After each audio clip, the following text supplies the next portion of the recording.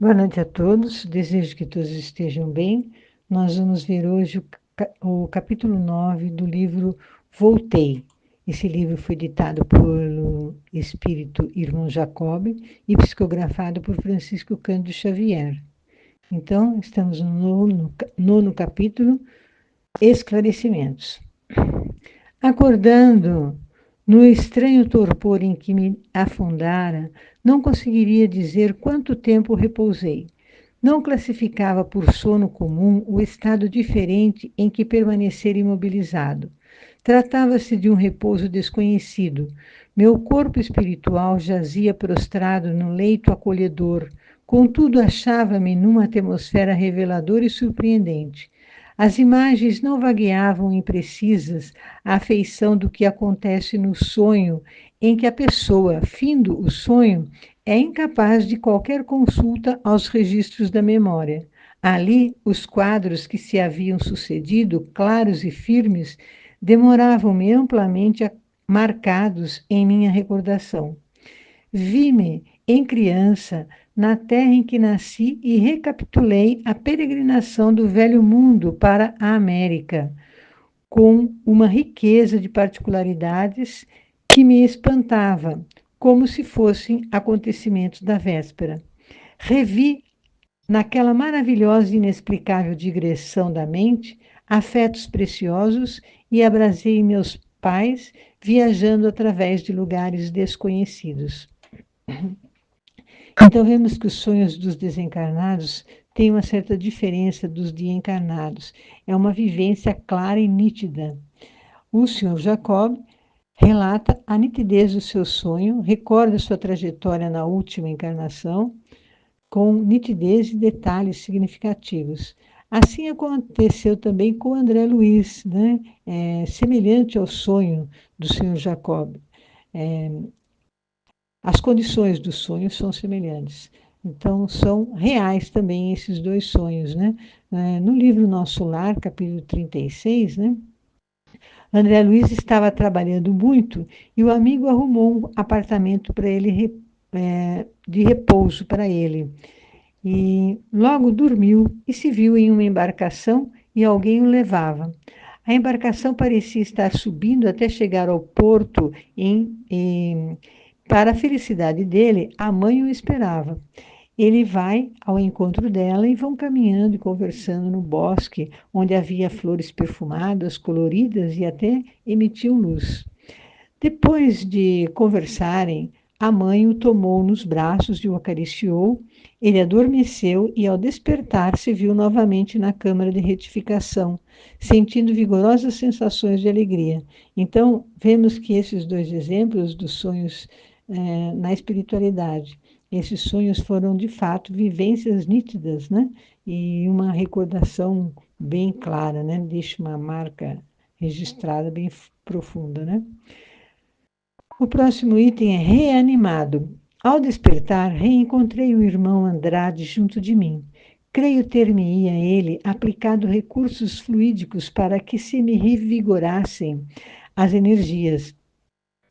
Não me achava refeito de todo, entretanto, que alegre sensação de leveza eu experimentava agora. Senti-me remoçado, otimista, contente. Marta fez coro nos votos de felicidade com o estimado benfeitor que me prestava assistência. Em poucos minutos verifiquei admirado a necessidade de alimento. Não experimentava a aflição dos estômagos famintos da esfera carnal. Sentia, no entanto, determinado enfraquecimento que sabia de antemão sanável pela ingestão de algum recurso líquido. Minha filha compreendeu o que se passava, porque daí a instantes me trazia pequeno recipiente com um certo suco de plantas de minha nova moradia. Sorvi-o com alguma dificuldade, nele encontrando delicioso sabor. A anemia cedeu como por encanto. Encontrei bom ânimo para efetuar indagações. Não desconhecia que, em me reerguendo para contemplar o lindo dia a resplandecer lá fora, outra vida me aguardava intensa e diferente. Inevitáveis interrogações martelavam o meu cérebro e julguei oportuno valer-me dos préstimos do irmão Andrade, de modo a formulá-las sem delonga. Consultei-o quanto às possibilidades dos esclarecimentos que me desejava e, de bom grado, colocou-se ao meu dispor para as elucidações precisas. Então, vemos que, mesmo desencarnados, podem sentir necessidade de dormir, sonhar, sentem necessidade de se alimentar. E os alimentos são bem leves, né? O senhor Jacó sente necessidade de se alimentar. Esses alimentos são bem mais leves, né? Do que dos encarnados. O próximo item é o repouso além da morte. Contei-lhe que, ao descansar, não tive a impressão de dormir qual o fazia no corpo de carne. Permanecera sob curiosa posição psíquica, em que jornadeara longe, contemplando pessoas e paisagens diversas. Supunha, assim, não ter estado num sonho propriamente dito. Escutou-me atenciosamente, explicando-me em seguida que o repouso para os desencarnados varia ao infinito. O espírito demasiadamente ligado aos interesses humanos acusa a necessidade de amplo mergulho na consciência quase total depois da morte. A ausência de motivos nobres nos impulsos da individualidade estabelece profunda incompreensão na alma, liberta das teias fisiológicas, que se porta ante a grandeza da espiritualidade superior, à maneira do selvagem recém-vindo da floresta perante uma assembleia de inteligências consagradas às realidades artísticas. Quase nada entende do que quase nada entende do que vê e do que ouve, demonstrando a necessidade de compulsório regresso à tribo, da qual se desligará vagarosamente para adaptar-se à civilização. Também os criminosos e os viciados de toda sorte, com o espírito encarnado nas grades das próprias obras escravizantes, não encontram prazer nas indagações espirituais de natureza elevada, reclamando a imersão dos fluidos pesados e gravitantes da luta expiatória, em que a dor sistemática vai trabalhando a alma, qual buril milagroso aprimorando a pedra. Para as entidades dessa expressão, impõe-se torpor quase absoluto, logo após o sepulcro, em vista da falta provisória de apelos enobrecedores na consciência iniciante ou delinquente. Finda a batalha terrena, entram em período de sono pacífico ou de pesadelo torturado, conforme a posição em que se situam. Período esse que varia de acordo com o quadro geral de probabilidade de reerguimento moral ou de mais aflitiva queda que os interessados apresentam. Terminada essa etapa, que podemos nomear de hibernação da consciência, os desencarnados desse tipo são reconduzidos à carne ou recolhidos em educandários nos círculos inferiores, com aproveitamento de suas possibilidades em serviço nobre, não obstante de ordem primária. Não ocorre o mesmo com o espírito médio, portador de regular cultura filosófica religiosa e sem compromissos escuros na experiência material. Quanto maior o esforço das almas dessa espécie por atenderem aos desígnios divinos no campo físico, mais vasta é a lucidez de que se fazem dotadas nas esferas de além-túmulo. Enquanto a mente das primeiras é requisitada ao fundo abismo das impressões humanas, ao qual se agarram à semelhança de ostras à própria concha, a mente das segundas buscas elevar-se tanto quanto lhes permitem as próprias forças e conhecimentos.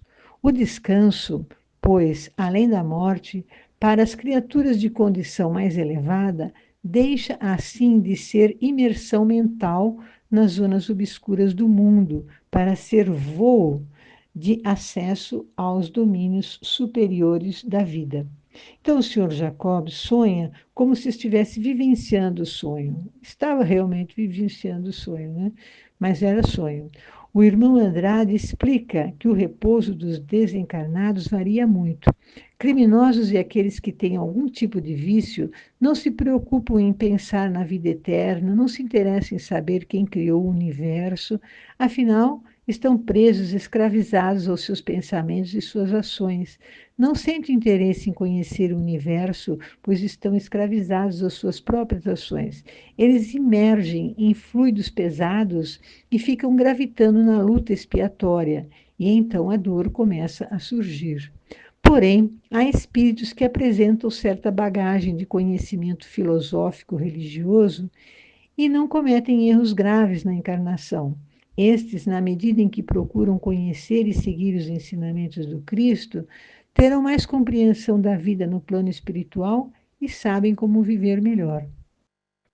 Aqueles que não se preparam na vida para após da morte, se encontram no umbral ou em abismos. Aqueles voltados para o bem vão a planos mais elevados, onde podem aprender, conhecer mais, encontrar amigos, buscam trabalho e auxílio a necessitados. Finalizando a resposta, o irmão Andrade asseverou que certas individualidades, não obstante exaustas no supremo instante do transe final, libertam-se da matéria grosseira e colocam-se a caminho de esferas divinizadas, com absoluta lucidez e sem necessidade de qualquer repouso tonificante, qual o compreendemos em vista do nível de sublimação espiritual que já atingiram. Então, vemos que existem desencarnados que se desligam do corpo no momento da morte e seguem direto a esferas elevadas, são espíritos evoluídos e nem precisam de repouso tonificante devido ao grau muito elevado e de nível de sublimação espiritual. Agora vamos ver o outro item, recebendo explicações. Quando comecei a dolorosa surpresa que tivera ante a paisagem escura e perturbadora que atravessáramos, o irmão Andrade ouviu-me sem protestos e afirmou que realmente eram contristadores. Os reflexos da mentalidade humana em torno da crosta planetária, acentuando, todavia, que a verificação não fornecia razões de alarme, de vez que, se um homem respira, cercado pelas irradiações dos próprios pensamentos, o mundo, casa dos homens, se reveste das emanações mentais da maioria dos seus habitantes. A residência do servo operoso revela-lhe as qualidades superiores no trato e aprimoramento do lar, ao passo que o domicílio do trabalhador ocioso anuncia-lhe a ignorância e a preguiça, no abandono ou no lixo com que se caracteriza. Vivendo encarnados no planeta quase 2 bilhões de individualidades humanas, esclareceu o benfeitor que mais de 1 bilhão é constituído por espíritos semicivilizados ou bárbaros e que as pessoas aptas à espiritualidade superior não passam de 600 milhões, divididas pelas várias famílias continentais. Torna-se fácil, portanto, avaliar a extensão do serviço regenerativo além do túmulo, considerando-se que homem algum se transforma instantaneamente.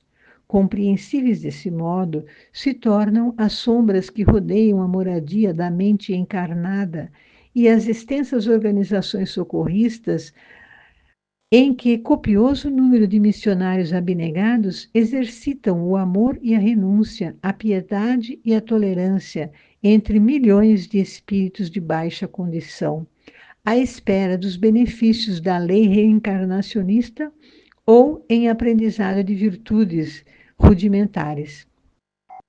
De relance, entendi a enormidade dos serviços redentores que se operam à distância da matéria carnal e experimentei imenso alívio. Sim, havia trabalho, trabalho e trabalho.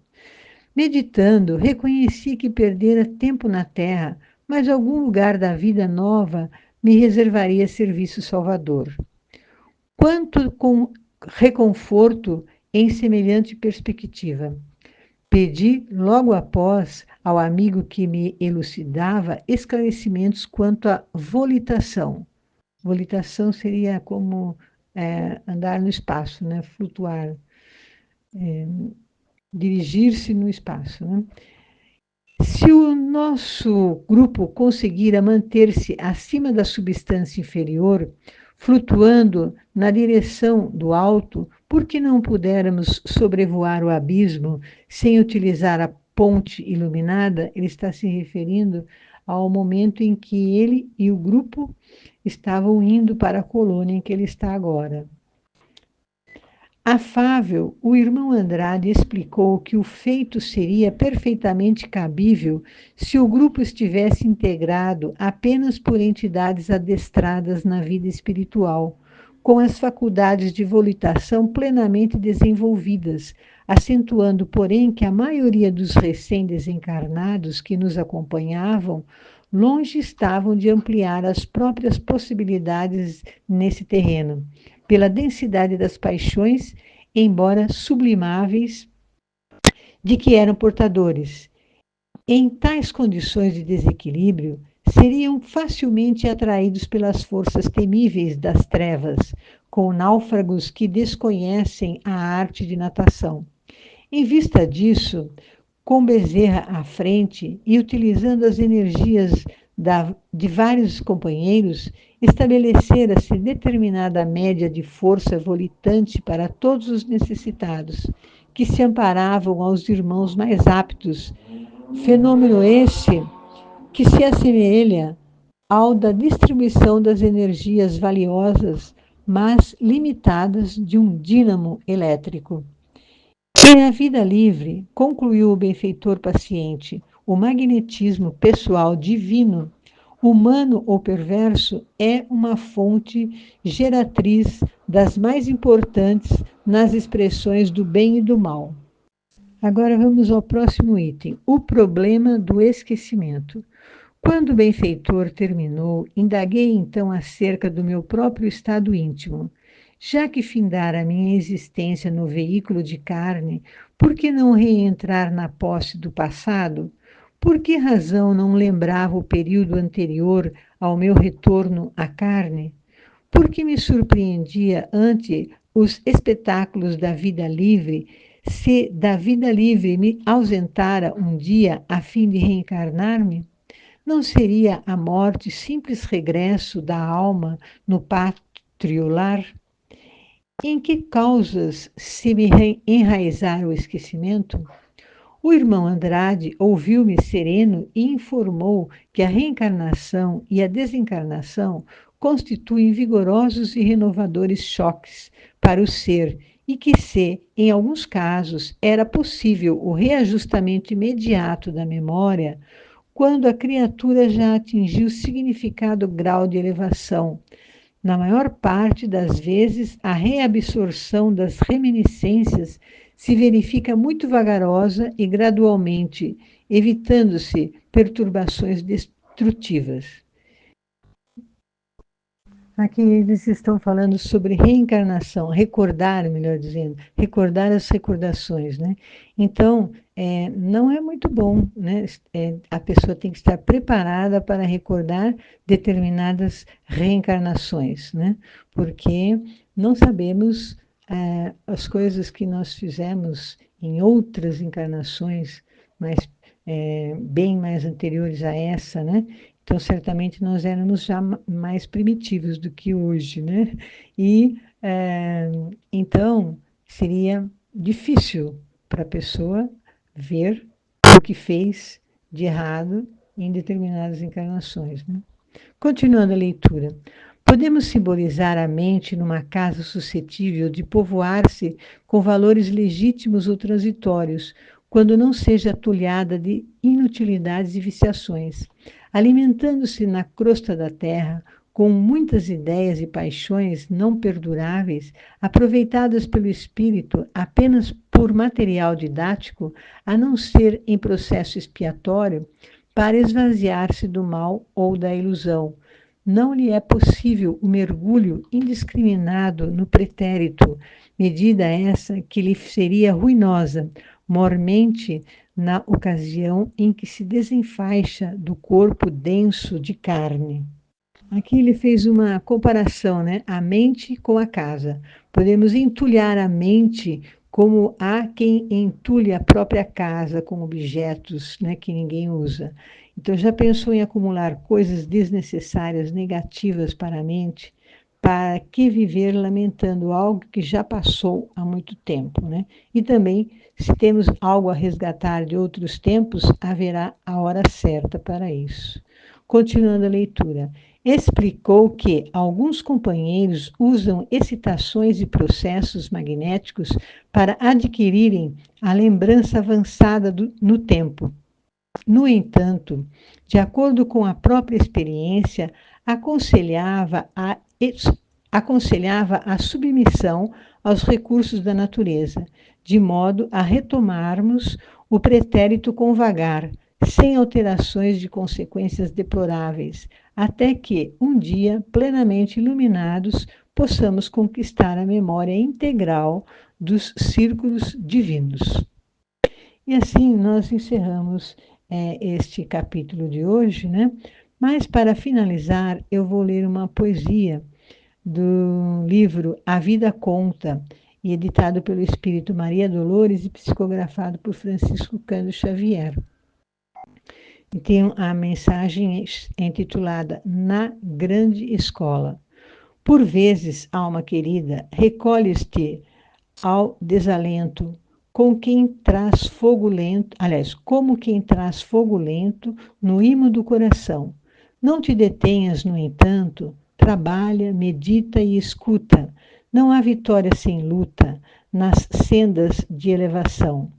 Na grande escola da vida, de quanto anoto e conheço, toda alegria tem preço, seja na terra ou no além. Ame e crê, serve e perdoa.